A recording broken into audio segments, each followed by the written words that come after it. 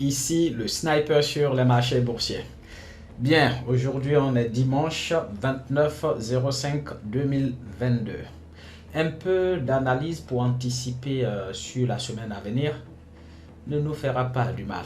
Donc restez connectés, on va faire un petit tour rapide sur le marché pour voir à quoi s'attendre pour la semaine à venir. On va passer d'abord on va faire une petite analyse pour voir le comportement de l'indice du dollar. On voit bien qu'en 4 heures, on était dans une bonne lancée, une tendance bien haussière. Et là, hop, comme une montagne qui commence à faire une descente. Donc le dollar a commencé à perdre un peu sa force depuis, on va dire, un bon petit moment. Ouais. Donc là, l'indice du dollar commence à perdre. À partir de là, hop, il descend. Alors qu'il avait entamé une belle montée. Et ça va avoir une influence sur tout le reste. Généralement, vous savez très bien que quand le dollar commence à prendre de la force, on a l'or qui chute. Et quand le dollar perd de la force, il y a l'or qui prend de la valeur. Tout ça, on va voir. Et à un moment donné, pendant que le dollar était en train de prendre de la force ici, si vous avez bien remarqué, l'or aussi était en train de prendre de la force. Ça, c'était un peu bizarre. Il fallait être un peu un doyen pour comprendre ce qui se passait. Ce qui se passait était simple. On a commencé à avoir une incertitude sur l'économie mondiale. On a la Chine qui a reconfiné, qui a commencé à faire une politique zéro Covid. On a la guerre en Ukraine, donc géopolitiquement, l'or a profité pour prendre de la force, pendant que le dollar aussi était en train de se renforcer. Donc là, on voit bien le prochain niveau où l'indice du dollar pourra faire une petite pause. Ça va être dans cette zone-là. Donc si on doit tracer rapidement, ça va être quelque part là. On viendra faire une petite pause là et voir si le dollar va s'affaiblir encore plus ou s'il va bondir aux alentours des 100 et remonter. Donc ça, c'est pour l'indice du dollar. Donc, allez, donc pour aller plus vite, vous voyez bien que l'indice du dollar est en train de chuter et là, hop, on a l'or qui se prépare à aller à la hausse. Donc si on doit tracer, hop, on part de là pour que ça soit plus beau. Voilà. Et là, normalement, l'or va suivre cette ligne-là et probablement faire un gros mouvement à la hausse. Donc c'est ce que je vois pour l'or. Maintenant, si vous avez bien remarqué, les indices ont commencé à prendre de la force là depuis jeudi et vendredi. Si je passe en daily, il y a une ligne à tracer. Cette ligne part de là. Hop, voilà.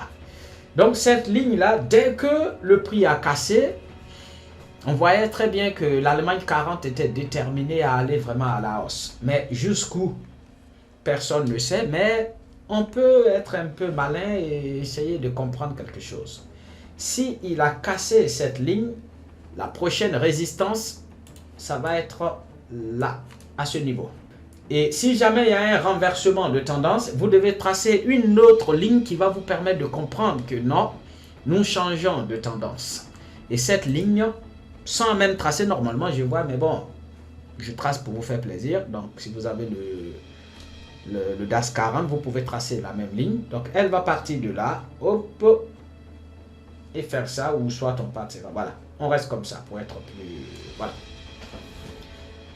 Donc en daily, voici ce que ça donne pour l'Allemagne 40. Si jamais on fait un pullback à ce niveau, on va rester dans cette zone. Et si on casse cette zone, ça veut dire simplement que le prix va chuter. Mais pour le moment, tout est réuni pour que l'indice du DAS 40 puisse rester un peu haut ou soit faire la correction à la hausse. Parce que quand même, on a eu cette chute là depuis un bon moment.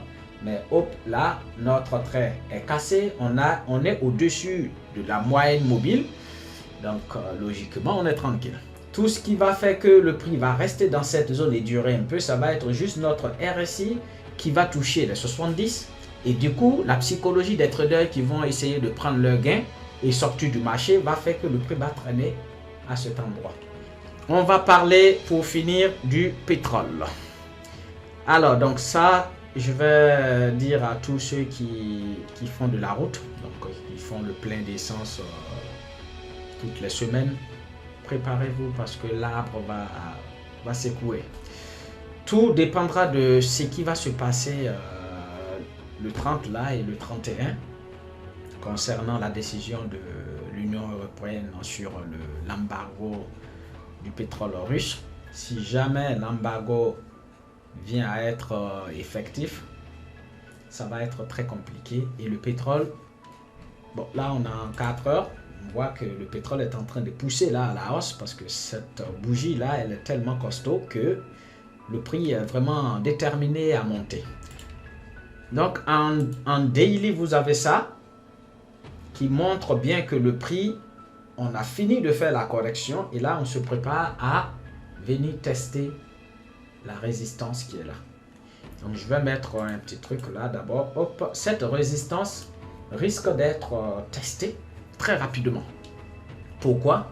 Parce que on voit bien là que le prix est venu bondir plusieurs fois sur ce niveau. Une fois, 2 fois, 3 fois. Là, il n'a pas pu toucher la ligne et hop, on voit qu'il repart. Donc là, c'est une preuve comme quoi on ne va pas corriger encore à la baisse, mais tout dépendra de ce qui va se passer demain et après-demain. L'Union européenne, s'il décide de mettre un embargo sur l'exportation du pétrole russe, alors le prix pourra galoper et venir rapidement tester en un temps record le plus haut, donc cette résistance là qui est à 124 $. Mais pour être beaucoup plus clair, si jamais cet embargo est effectif, je vois plutôt le pétrole à 150 $ cette année. Bon, cette année, les 2 ou 3 mois à venir, le pétrole risque de toucher les 150 $. Donc si je réduis un peu, vous voyez bien là, je suis en enflé. Le prochain niveau, si jamais ce niveau vient à être cassé, on va probablement venir là. Comme je vous ai dit, et même le casser. Vu que je vous ai parlé de 150 $, donc on va être encore beaucoup plus haut que ce niveau-là. Je vais réduire un peu pour avoir plus de... Voilà.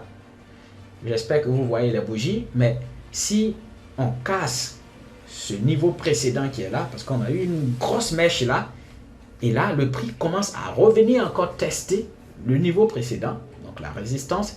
Si jamais elle est cassée, notre prochain niveau va être au-dessus des... Notre prochain objectif, pardon, sera les 140 $. Mais moi, je pense que on risque de toucher les 150 $ très rapidement si jamais l'embargo revient à être mis en place. Donc, c'est un peu l'analyse sur le pétrole. Après le pétrole, je pense que on va s'arrêter là pour ne pas faire trop long. Et sur ce, je vais vous souhaiter bonne semaine. Prenez soin de vous, minimisez les risques et beaucoup plus de patience. Le secret du trading réside dans le temps. Celui qui sait bien attendre, qui sait bien patienter et rentrer au bon moment et sortir au bon moment, c'est lui le bon trader. Donc en gros, tout est question de timing. C'est ce que je disais à un type là qui trade depuis je ne sais pas combien d'années. Il a dit comme quoi, oui, il prend des positions, la plupart du temps, il a raison, mais il finit par encaisser des pertes. Ça, c'est normal, tout le monde est passé par là et même ça arrive tout le temps. Même moi, ça peut m'arriver. Voilà, je peux prendre une position, je me dis, bon, allez, je vais attendre un peu, de prendre un peu plus, et pop, mon stop peut être sauté parce que je n'ai pas pu être très réactif et récupérer ces gains-là. En gros, ça vous fait comprendre comme quoi en trading, personne n'a raison et personne n'a tort. Autrement dit, je vais vous dire, en gros, tout le monde a raison. Mais le problème, c'est que à quel moment tu as eu raison? Est-ce que le temps où tu as eu raison, tu as pu suffisamment profiter de ce moment-là? Parce qu'à un moment donné, tu auras tort. Admettons quelqu'un qui commence à acheter. Je vais vous prendre un graphique simple. Voilà, je prends par exemple ici. dans cette zone-là, vous êtes comme un génie et vous décidez d'acheter. Vous achetez, le prix est monté jusqu'à ce niveau. Et là, boum, qu'est-ce qui s'est passé? Vous n'avez pas pris vos gains. Vous dites, ouais, c'est bon, là, je pense que je peux encore attendre une bonne semaine et prendre un peu plus. Donc, pendant tout ce temps-là, plusieurs jours, donc on va dire presque 2 semaines, vous avez eu raison et vous êtes en train de gagner beaucoup d'argent. Et là, vous êtes un peu gourmand, vous dites, ouais, c'est bon, je pense que je vais encore avoir raison durant les mois à venir. Et hop, qu'est-ce qui se passe? Le prix commence à... On commence à avoir une correction à la baisse. La moyenne mobile est cassée là. Vous êtes encore très dur. Vous voulez toucher votre objectif qui est très très loin. Vous ne voulez pas encaisser. Vous restez tout ici. Vous êtes en train de vous dire, j'ai toujours raison. Le prix ira dans mon sens. Parce que votre gain, vous êtes rentré là, commence à diminuer. Et du coup, vous vous trouvez dans un mode où on se met en mode espoir. Du coup, on ne veut pas encaisser et sortir de là. On reste, on reste. Hop, ici, le prix a été refoulé. Vous vous dites, oh, ça va, là, voilà, on repart, je suis content. La moyenne mobile est cassée, on repart à la hausse et boum, pullback.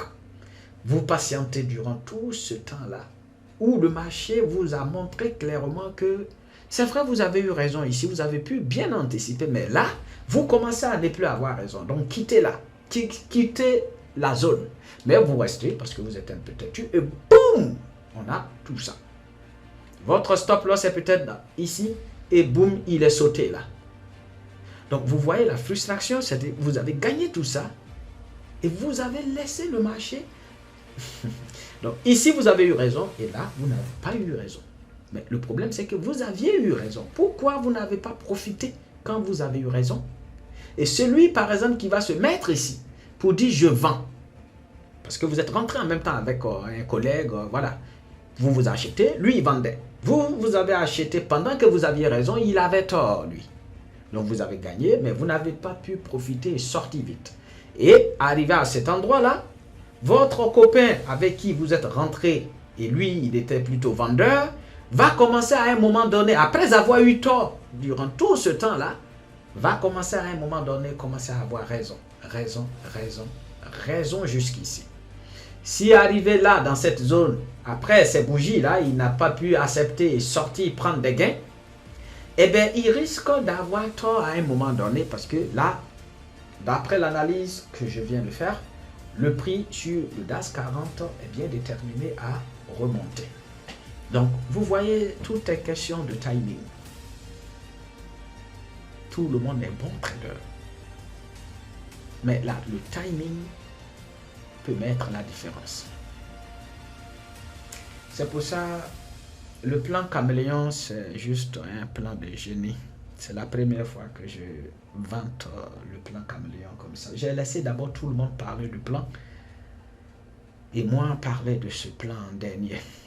Encore une fois, ce n'est pas une façon de faire une pub pour dire venez acheter. J'ai vraiment, honnêtement, est-ce que vous me voyez déjà faire des vidéos pour dire oui ou bien des webinaires tous les week-ends? Les gars, vous voyez 20%, 50% acheter? Non, parce que je n'ai pas besoin. Deviens un sniper qui peut, mais pas qui veut. Il y a tout le monde qui veut devenir sniper, mais j'aime bien avoir des snipers qui peuvent. Parce que faire du trading pour moi, ce n'est pas venir jouer avec des billets de Monopoly. On est ici, c'est du concret et on ne s'amuse pas. Bientôt, vous allez avoir une surprise. Je suis en train de travailler dans l'ombre par rapport à quelque chose, je ne vais pas vous dévoiler. Ici, le sniper sur les marchés boursiers. Passez une bonne semaine et je vous revois pour la prochaine vidéo. Ciao, ciao.